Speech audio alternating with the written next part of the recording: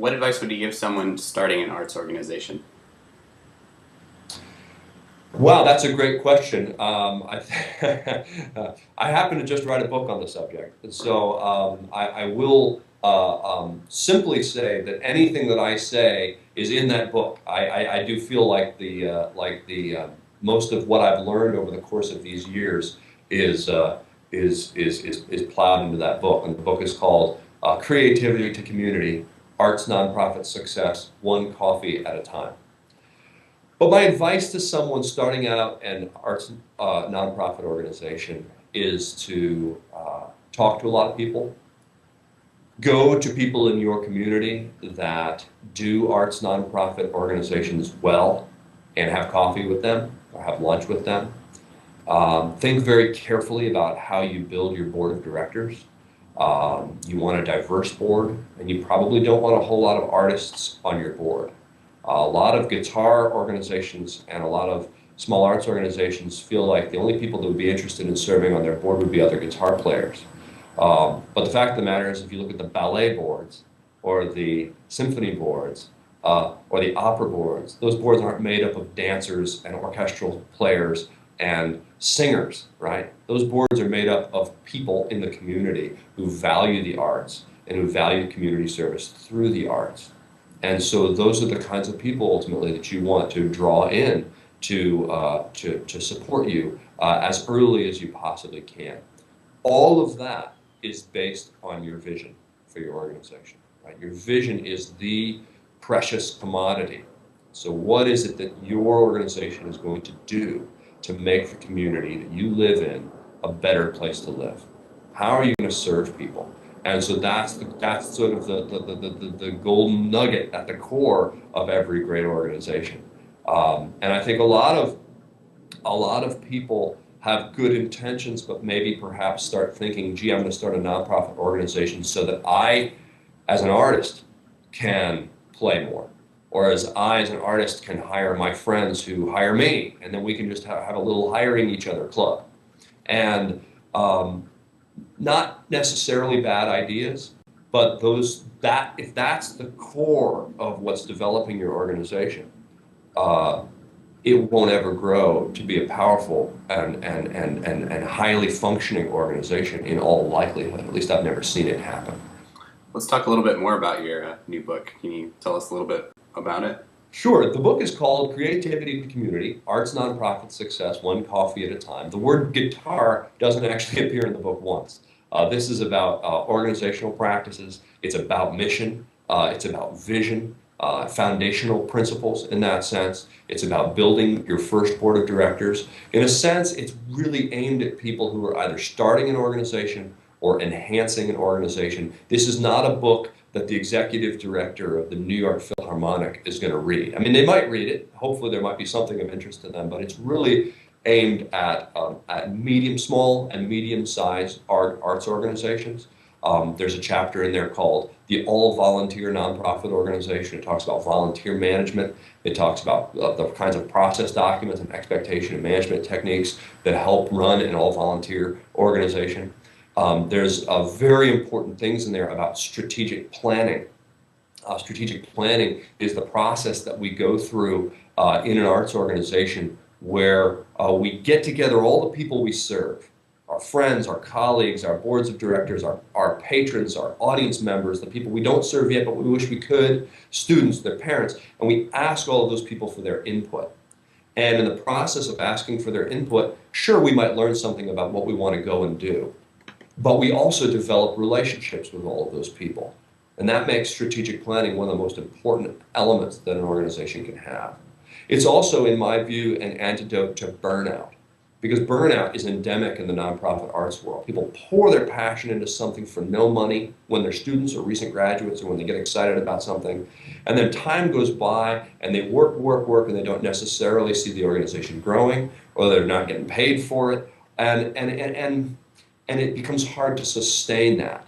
And so strategic planning is a way for the board and the leadership of the organization to reach out to the community, try and figure out what's working and what's not working. And maybe part of that plan is, well, we can't pay you this year, Mr. or Mrs. Executive Director, but we have a plan that's going to help us pay you next year. And let's all work together to go make that happen. And so strategic planning is a very important part of the book. I have a chapter, my favorite chapter in the book, chapter 7, is called The Self-Image Problem Arts Nonprofit Organizations Suffer From. And I think that's one of the most interesting insights because it's so common in nonprofit arts organizations for people to skimp on everything, first of all. Pay as little as possible. It's very popular to try and, let's call the artist and ask him to play for as little as we can possibly ask him to play for. Let's have them sleep on the couch instead of buying them a hotel room. Let's make them pay for their own airfare. Then let's print the programs on Matt's home printer. And so, we save money on that and just use white copy paper. And let's go try and find a venue that we don't have to pay rent for. Because we don't have any money. And if we don't have any money, then we need to save as much money as we can possibly have. As we can save, and that's all part of a larger problem in my view, and it's a very widespread problem. And of course, it's a self-defeating cycle, right? Because if you scrimp and save on everything, then look at it from a patron's point of view, right? If you're Mr. or Mrs. Lawyer and you're going to bring your wife or your husband out for a concert on Friday night, and you show up in a cheap venue that's understaffed, with lousy concert programs that are printed kind of sideways on an inkjet printer, then, are you really going to want to go back and see that arts organization again? Do you really want to give them $500 or $10,000 or $50? Assuming the artistry is great. Never mind that the player on the stage is probably fantastic. But an organization, it's almost like you have to dream it if you want to become it. So that's one of the ways. I think another way that a self-image problem hurts lots of organizations, and I hear this all the time, is in basic business practices. A lot of small nonprofits, for example, don't want to undergo strategic planning because they feel they don't need to. Hey, we're just a guitar club. We just want to bring our friends in and play concerts. That's all we need to do. And well, that's probably all you're gonna do if you don't engage in strategic planning and envision what the next incarnation is going to be. Same thing with basic business practices and budgeting and financial management. All of those things, a lot of small arts nonprofits kind of do cash at the door in a little cash box and take it to the bank, and that's the extent of the financial management. But again, a board of directors can't operate properly unless they're seeing really top-notch financial reports from month to month and able to track that. So there's a lot of small nonprofits just don't feel that they feel like that kind of financial management is worthy of a big corporation, but not worthy of their nonprofit arts organization. So anyway, that's a favorite chapter of mine in the book. Obviously, the longest chapter in the book is called Raising Money, and so that's a big part of what we do. And there's more. There's managing growth. There's how to set up the office, everything from corporate documents to filing income and expenses. And I had a lot of fun writing the book. In our world, we have a robust supply of artists on one side, and we have universities and arts schools and private teachers that are creating more and more fantastic artists all the time. And on the other side, we have a huge population of people that may or may not know it, but that they need art in their lives. If they're kids who need to connect because art is what's going to keep them in school, if they can learn to express themselves, if it's kids who need a mentor figure and they don't get that in their math class or their typing skills class, but they get that on the theater, or they get that in the orchestra stage or the choir or in guitar class. There are people who need to get out of their homes and away from their TVs and go see music and go meet other people in the community. There are people that I just met last Friday night. We had a community concert series, and I had a lady come up to me and she said, I go to your website all the time and I can't afford your main concerts, but I always come to your free concerts that you do because that's what fits in our budget. And we've played free concerts to 35,000 people in the last 10 years. A remarkably diverse community that we've served. And people need that. It's a vital part of a civilized society. and so and a vibrant society. And so, in a sense, there's an enormous amount of demand on one side and an enormous amount of supply on the other side. And so, what's the problem? Yeah. And the problem is that there's nothing connecting the two things together, right? In the demand, there's money and there's venue. And what we have to do in the nonprofit world is the key to that ecological cycle, because the nonprofit world pulls money out of the ether, out of the community, out of foundations and out of charitable organizations and the government and individuals that love the arts and support them. And it pays that money to artists. And then it takes the art that those artists create and it packages it and it puts it on a stage. It puts it into a season brochure and delivers it to that community and says, look at this fantastic art. Don't you want it? And it sells that product. And that's the missing link. And so that's why it's so critical that nonprofit organizations thrive and survive. Do you have any other tips for guitarists or other musicians about bridging that gap between demand and supply? Well, I definitely think that as a guitarist, it's important to get involved with your nonprofit organizations and get involved in a magnanimous way. Give. I have a mentor who says, you can't outgive a giver, and you can never give a taker quite enough.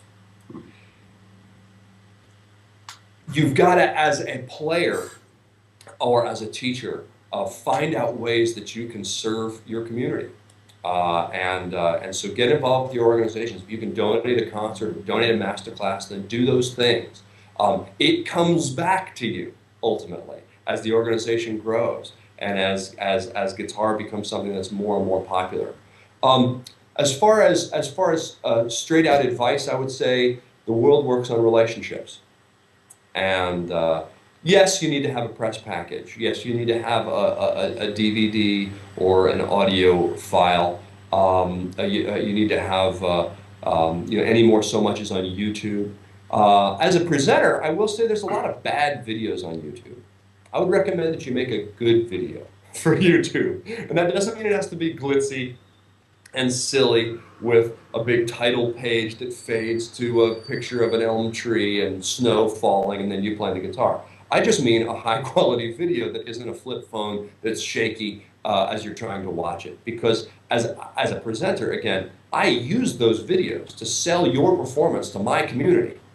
And so I go through all the YouTube videos of the artists that I hire and I try to find which is the one that I want to link in my e-newsletter, which is the one I want to post on my website.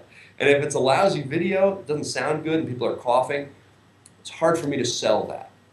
So I would recommend if you're going to do a YouTube video, think about the quality of the video. Think 2 to 3 camera shoot, think no audience or quiet audience, and make sure obviously it's a good performance. But usually the performances are great. It's not a question of the artistry, it's a question of the quality of the product itself. So I would recommend that.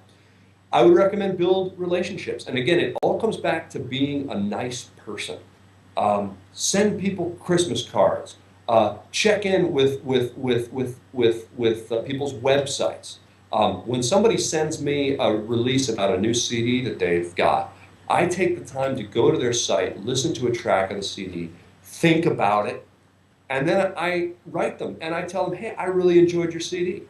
When I hear somebody on the radio that I know, I call them and I say, wow, I just heard you on the radio and it sounded great, congratulations. Because I care and because I know how important it is to communicate that to other people. People respond to that. I think artists tend to, not just young artists, I think we all tend to be concerned about ourselves because we live in our heads and we are concerned about ourselves. And that's okay, we need to be. But when you're going to talk to somebody and make relationships that are going to last years and years and years, be generous. Ask people how they're doing before you start telling them about how you're doing. Congratulate them on their successes before you try and ask them if they'll please give you, money or a gig at their institution or whatever. Build relationships and maintain them, even if those relationships don't involve you getting hired right now.